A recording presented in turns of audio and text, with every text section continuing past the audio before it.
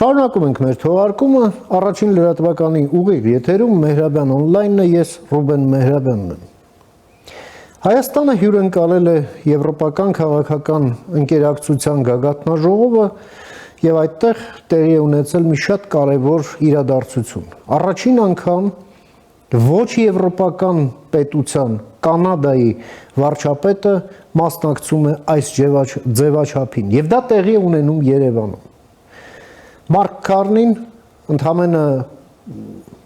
գագաթնաժողովի մեկնարկից հաշված օրեր առաջ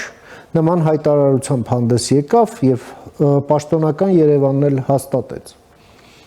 Բացի դրանից Կանադան ունի նաեւ զուտ հայկական օրակարգ։ Ի վերջո Կանադան մասնակցում է նաեւ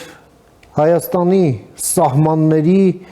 այդ մոնիթորինգ իրականացնող առաքելությանը եւ ըստ էության եվրոպական երկիր չլինելով այդ եվրոպական առաքելությանը մասնակցելով ավելի ծանր կշռով է օժտում այդ առաքելությունը եւ ահա այս ամենը ինստիտուցիոնալացվում է համաեվրոպական մակարդակով եւ Մարկ Քարնին լիիրավ մասնակից է այս եվրոպական ձևաչափի փորձեք հասկանալ իսկ Կանադայի շահը որն է այստեղ եւ այդ նպատակով ես մի հարգարժան հյուր եմ հրավիրել մեր տաղավարում սիրով ուզում եմ ներկայացնել մեր հյուրը հենց Կանադայից է կառավարման ոլորտի մասնագետ եւ փորձագետ Էդգար Մանուկյանը բարև ձեզ պարոն Մանուկյան ուրախ եմ ձեզ նորից տեսնել շնորհակալ եմ հրավերս ընդունելու համար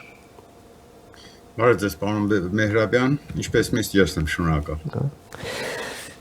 Պարոն Մանուկյան Կանադայի վարչապետը Հայաստանում է վերջին անգամ Տրյուդոն էր վարչապետ Տրյուդոն էր այցելեց Երևան ֆրանկոֆոնիայի գագաթնաժողովին դա այսպես բազմակողմ մի ձևաչափ էր եւ Կանադան հենց դրա հիմնադիրներից մեկն է որպես ֆրանսախոս նաեւ ֆրանսախոս երկիր այդտեղ կարծեք թե որևէ անակնկալ բան չկար բայց ահա եվրոպական գագաթնաժողովն է եվրոպական ձևաչափ եւ ոչ եվրոպական երկիր Կանադան, որը իհարկե ունի խորը եվրոպական արմատներ բնականաբար, բայց առաջին անգամ ցանկություն է հայտնել մասնակցելու, մասնակցում է եւ դա տեղի է ունենում Երևանում։ Ինչ է տեղի ունենում համեցեք։ Շնորհակալ եմ հնարավորության համար, սիրելի Ռուբեն։ Այո, ինչպես դուք նշեցիք, Կանադան առաջին անգամ է մասնակցում նման խոշոր միջոցառման եվրոպական ուրեմն քաղաքական համայնքի գագաթնաժողովին, որը իր ֆորմատով ամենամեծերից մեկն է եւ եթե չեմ սխալվում մոտ 50 եվրոպական երկրներ են մասնակցում, շատ խոշոր է եւ հիմա մի փոքր այսպես ասած առաջ ընկնեմ մեկ ուրիշ բան ասեմ եւ կանադառնամ այդ հարցի նախորդը Կանադան Ջասթին Տրյուդոյի մակարդակով Հայաստան էր այցելել ֆրանկոֆոնիայի գագաթնաժողովին եւ դա նույնպես մեծ իրադարձություն է չպետք է շղթել բայց քաշային կարգով լրիվ այլ քաշային կատեգորիաներ են այստեղ Եթե ֆրանկոֆոնիան միայն ֆրանսախոս երկրներն եւ մայրցամաքների, այսպես ասած, ուրեմն մշակութային լեզվական առանձնահատկությունների հիման վրա միավորում երկրներին եւ այլ արժեքների, ապա եվրոպականը նաեւ քաղաքականն է ավելանում դրա, նաեւ մարդկային է ավելանում եւ բոլորը միասին վերցրած։ Ուրեմն սա առանձնահատուկ փայլք եւ հմայություն է տալիս իմ Հայաստանը երկրին իմ պետությանը, որի համար ես շատ հպարտ եմ եւ պետք է միանգամից ասեմ, որ այսօր ես առավոտյան աշխատանքի առաջ թերթում էի լրատվականները եւ ամբողջ լրատվական դաշտը դա էր գրում էր, որ Մարկ Քարնին ժամանել է Երևան, մասնակցելու Եվրոպական միության, Եվրոպական քաղաքականության ուրեմն գագաթնաժողովին, քաղաքական համայնքի գագաթնաժողովին եւ տարբեր վերնագրեր էին գնում, տարբեր ուրեմն վերլուծություններ էին անում, երբևիցե եղել է դեպքեր, որ Հայաստանը այսքան շատ շեշտվել է, բայց այցը որպես այդպիսին կանադական մամուլում լուսաբանման տեսակետից բացառիկ էր։ Բացառիկ էր, որովհետեւ նաեւ բացառիկ է Կանադայի համար։ Ուրեմն ինչ է սա իրենից ենթադրում։ Մի փոքր հետ գնամ եւ ներկայացնեմ թե ինչ արմատներ ունի Կանադան վերջին 10 տարիների ընթացքում կարելի է ասել Եվրոպայի հետ այսպես փոքրիկ քայլերով համագործակցության, որը նախորդից է եկել զարգացում է ունեցել, մի փոքրիկ էսկոմ, մի փոքրիկ գիտատեխնիկական մյուս ոլորտներում այսպես առաջընթաց է ունեցել։ Բայց դա շատ մեծ թափ ստացավ, երբ որ Դոնալդ Թրամփը եկավ իշխանության գլուխ։ Ինչպես եթե կհիշեք, Դոնալդ Թրամփը երբ որ եկավ իշխանության գլուխ, առաջին հարվածներից, այսպես ճակերտավոր հարվածներից մեկը տնտեսական առումով ուղղեց Կանադայի վրա, ասելով, որ Կանադան պետք է մաքսատուրքերը բարձրացնել եւ նա դառնա 51-րդ նահանգը Ամերիկայի Միացյալ Նահանգների։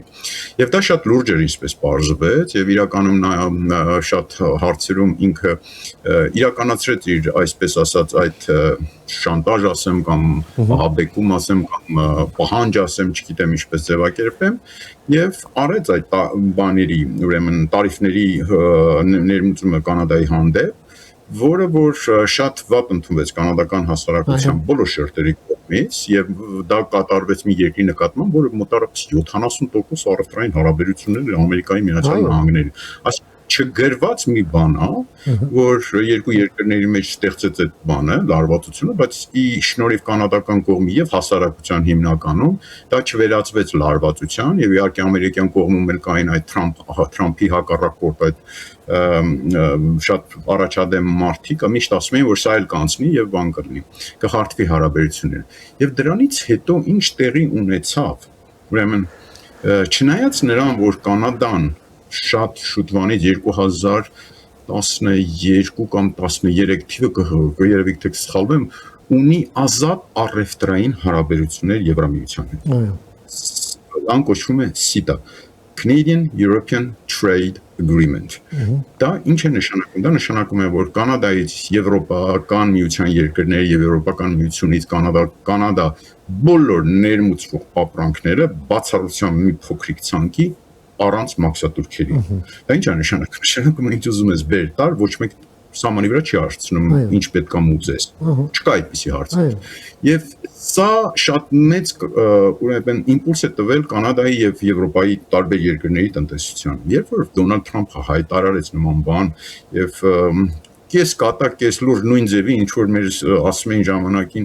Հայաստանում ապետ նույն ձևի ասենք եւ բանի Դոնալդ Թրամփի ուրեմն ասածը ընկալվեց, ասաց որ մենք Կանադայի պետք չունենք, մենք կարող ենք ամեն ինչը այստեղ արտադրել։ Այն որ ամբողջ աշխարհը Կանադայից ուզում է ստանա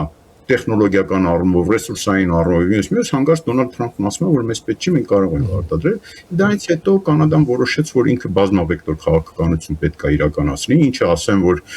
վատ միտք չի եւ շատ առողջ միտք է եւ Մարկ Քարնին Կանադայի ես չասեմ եզակի վարչապետներից է, որ իր վարչապետության ուրեմն առաջին տարին բազմաթիվ ճամփորդություններ արել, հայտարարություններ, մեմորանդումներ կնքելով տնտեսական, ասիական երկրների հետ, խորացնելով հարաբերություններ տարբեր եվրոպական երկրների հետ, շատ ակտիվ են այդ մասով։ Եվ այս մասով Հայաստանը առաջին անգամ համընկնում է այն իրականության հետ, որ Կանադան իդեմս վարչապետի պաշտոնական այցով լինում է Հայաստանում եւ նա արդեն սկսելու է եւ վստահ եմ դուք էլ կլսեք, որ եվրոպական տարբեր երկրների հետ երկկողմանի հարաբերությունները եւ ինչն է կարեւոր այս ամեն ինչում, որ ինքը հաստատ հաջողության բաներ կունենա, քայլեր կունենա եւ դրանք բոլորը, այսպես ասած, ռեֆերենս կլինեն, այսպես հղում կլինեն Երևանյան հանդիպումներին, այսպես ասած Համաձայն երկու երկրների մեջ տարածվում է համաձայն Երևանյան հանդիպումների, չէ, ասենք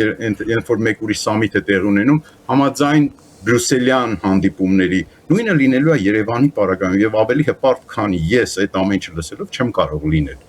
Այսինքն սա մի բան է, որ շատ օգուտ է տալու Կանադային երկկողմանի հարաբերությունները ավելի ջերմացնելու Եվրոպական միության երկրների հետ, մասնավորապես ես նոր տեսա, որ արդեն Ուրսուլա ֆոն դեր Լայենի հետ երկկողմ հարաբերություններ են իրենք արդեն ունեցել, երկկողմ հանդիպում են ունեցել, որը զարգացնել են,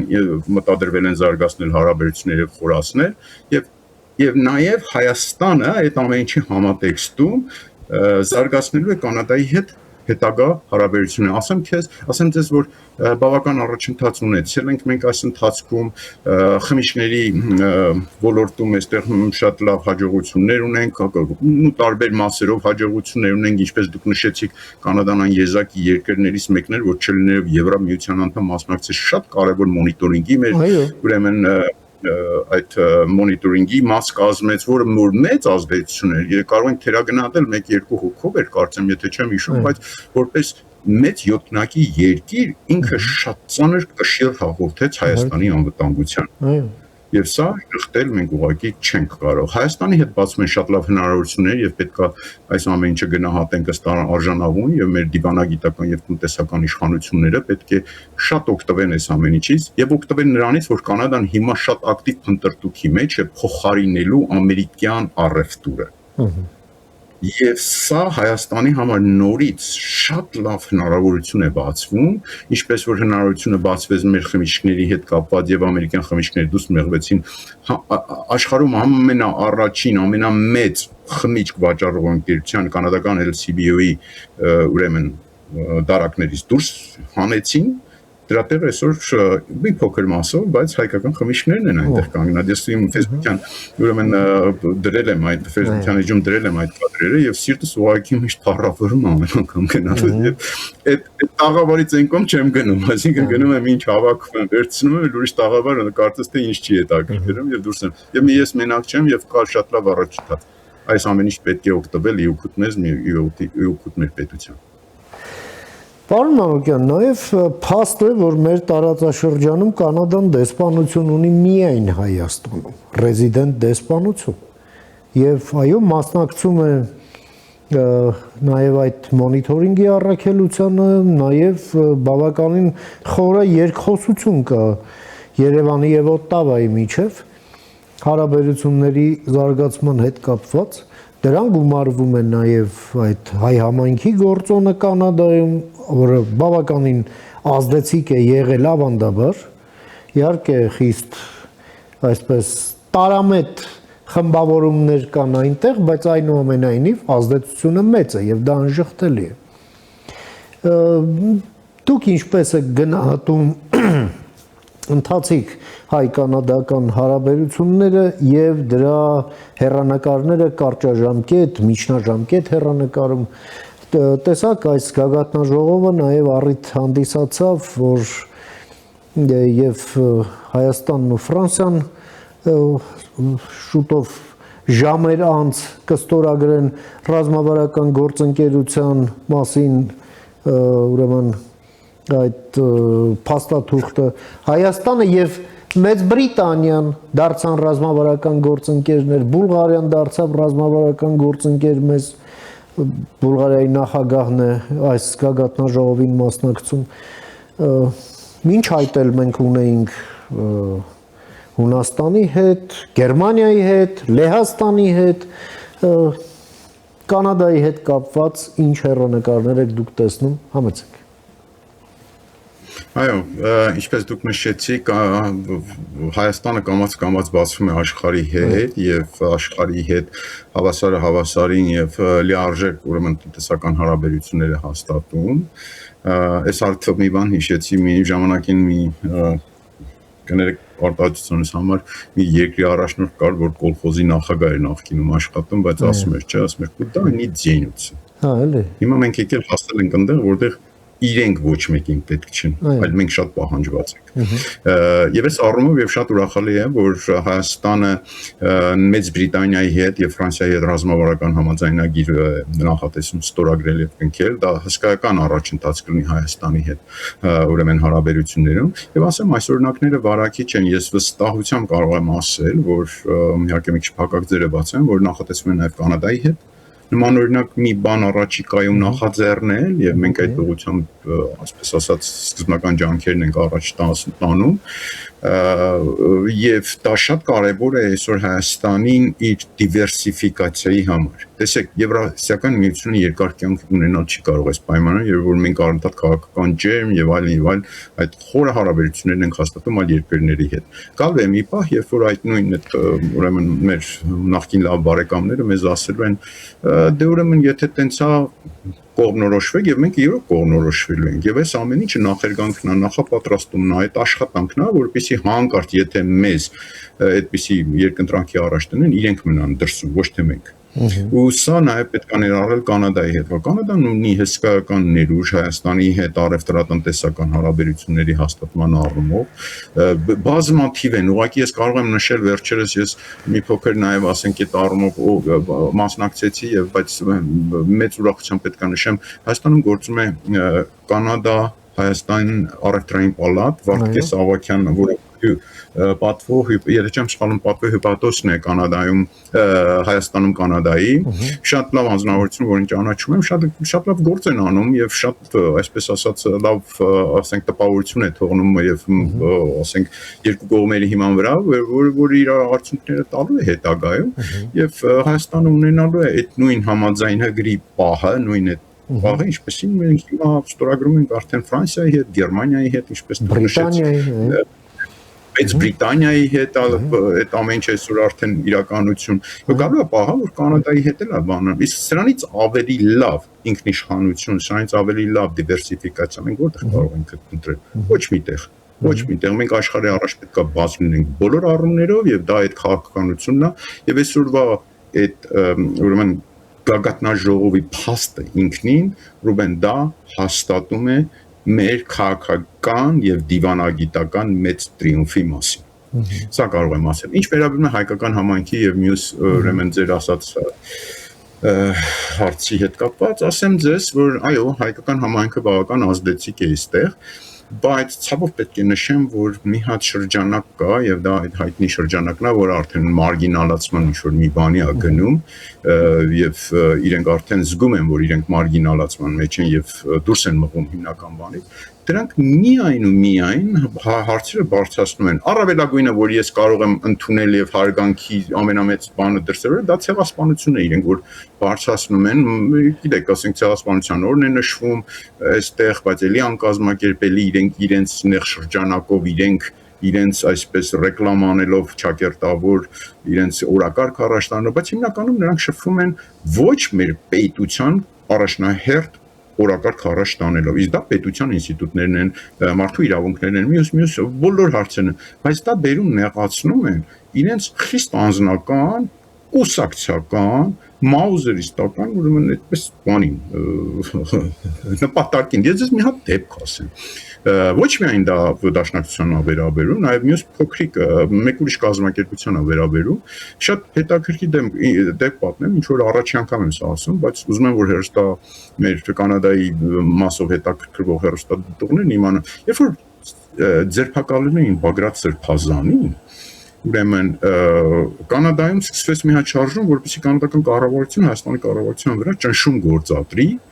որ Բագրատ Սրբազանին ազատեն։ Երբ որ դատական հետությունից մոտ մի 3-4 ամիս թե 5 ամիս առաջ այդ ձևի մի հատ ցենց ալիք բարձրացավ եւ չէի կարողանում հասկանալ այս ալիքը ինչի հանգարց սկսեց Կանադայում հետաքրքրել տարբեր քաղաքական գործիչների, 1-2 ժամանակին նաև ամերիկյան կոնգրեսմեններից մեկը Բրեթ Շիրմանը, չէ, կարծեմ Facebook-յան բանով անդրադարձել է։ Հետո մեկ էլ մի օր տեսնեմ, որ իմ շատ լավ բարեկամ, ուրեմն Ալբերտա նահանգի Ֆորտ Սասկաչևան, ուրեմն օկրուգից Գարնետ Ջենուսը, որի հետ շատ լավ հարաբերություններ ես ինքս ունեմ եւ ինքը ես իրեն այստեղ ուղեկցել եմ հայկական եկեղեցիները եւ անձամբ եմ ուղեկցել։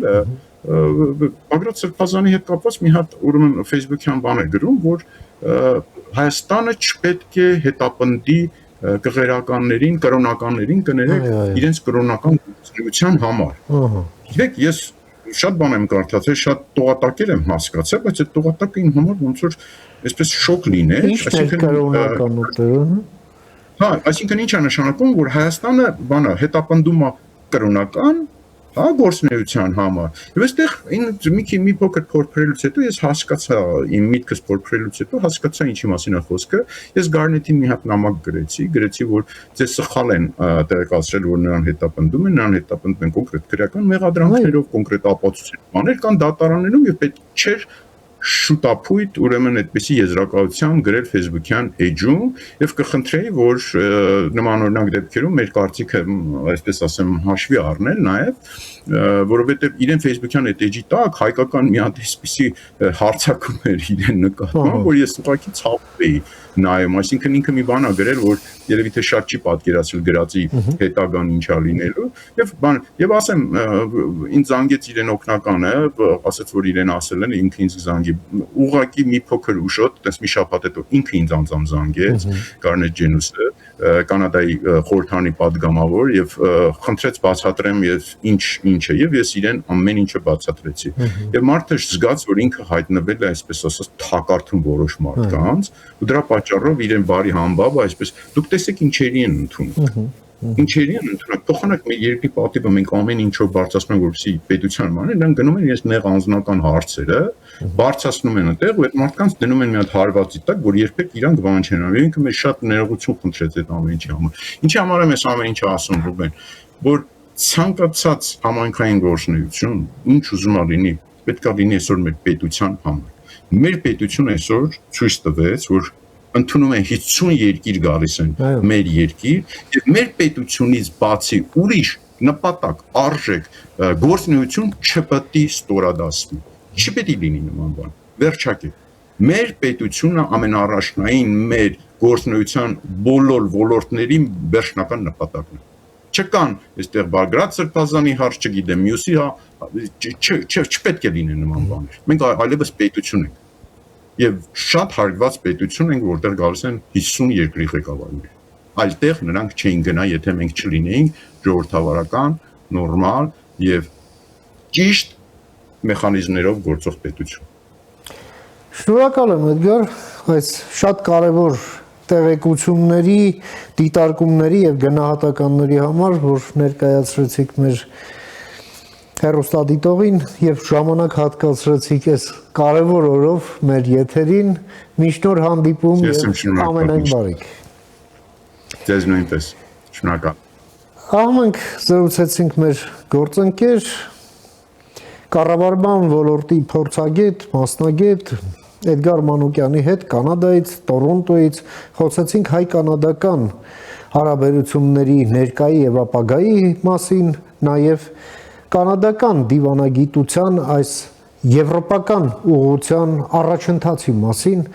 որը արձանագրվում է հենց Երևանյան հանդիպումներում, Կանադայի վարչապետ Մարկ Քարնիի Երևանյան այցի շրջանակներում։ Մենք շարունակենք հետևել այս իրադարձություններին, եվրոպական քաղաքական ընկերակցության, այնուհետև Հայաստան Եվրամիություն գագաթնաժողովի աշխատանքներին միշտ նոր հանդիպում խաղաղություն եւ բարի նոր ձեզ